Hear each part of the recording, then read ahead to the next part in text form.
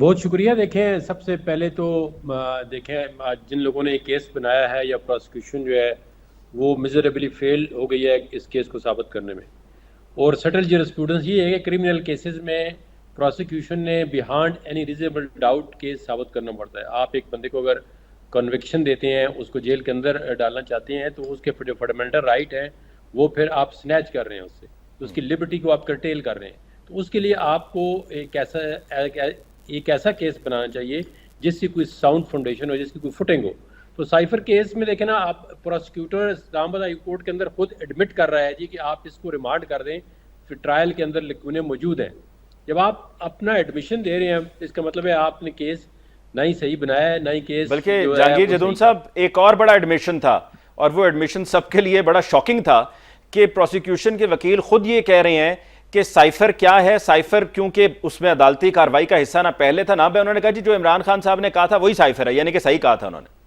नहीं, ये मैं बताने वाला था आपको, आपने पहल कर दी। अब देखें ना, वो जिस डॉक्यूमेंट्स पे आप सारा केस रिलाय कर रहे हैं वो डॉक्यूमेंट एग्जिबिट ही नहीं हुआ, वो डॉक्यूमेंट्स इस फाइल का हिस्सा ही नहीं है, वो डॉक्यूमेंट कोर्ट के सामने पेश ही नहीं किया गया। तो इस तरह जब आप केस बनाएंगे बेबुनियाद, तो उसमें एक इनको मतलब रिलीफ ज्यादा मिला है कि बहुत जल्दी केस डिसाइड हो गया। वरना तो देखें ना, अगर एक गलत केस भी हो तो उसमें कई हमारे पीछे अगर हिस्ट्री देखें तो लोग 3-3, 4-4 साल जो है वो जेल में पड़े रहते हैं। तो जो लोग केस बनाते हैं आज उनके लिए भी मतलब है अफसोस का ही देना है कि जी आप जो है किसी न किसी सूरत में जब आप अलाइनमेंट चेंज करते हैं तो वो जो है वो अपना जो केस बनाते हैं, तो उनको बस उस वक्त ये पता नहीं चलता कि यार ये आगे जाके 1-2 साल बाद जो है केस जो है ख़त्म हो जाएगा और हमें जो है फिर इसका परेशानी या ह्यूमिलेशन होगी।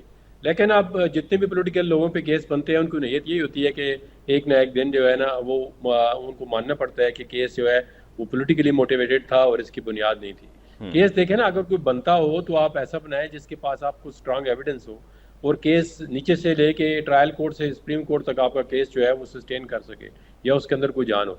यहाँ पे तो ट्रायल कोर्ट में चलो आपने कुछ कर दिए या नैब कोर्ट में आपने कुछ कर दिया मिल मिला के या प्रेशराइज करके। अगर देखें ना, जज जो है वो मेरिट पे फैसला करें। अब पीटीआई वालों को माजरत के साथ, अजहर सदीक तो ऐसे बंदे नहीं है, लेकिन पीटीआई वालों ने काफ़ी दफ़ा जस्टिस आमर फरूक पे डिसप्लेयर या उन्होंने कहा जी हम उसको बल्कि गालियाँ तक देते हैं। लेकिन आज देखें ना, उसी जज ने फैसला किया है कि जो उसको बरी कर दिया है। तो एक तो उन्हें थोड़ा सा अपना लेकिन स्टांस उस जो पर है जहांगीर ये। जदून साहब ये भी तो पीटीआई कह सकती है कि जी वो उनके पास कोई ऑप्शन नहीं बचा था, मजबूर थे, उनको करना पड़ा। नहीं नहीं, ऐसा बात नहीं होती जजों के पास। अगर वो गलत नीचे से भी तो किसी ने सजा दी है ना, वो भी तो जज है ना। तो केस तो ज़ाहिर है ट्रायल कोर्ट में सही देखा जाता है। ट्रायल जज जो है एविडेंस रिकॉर्ड करता है हर किस्म की।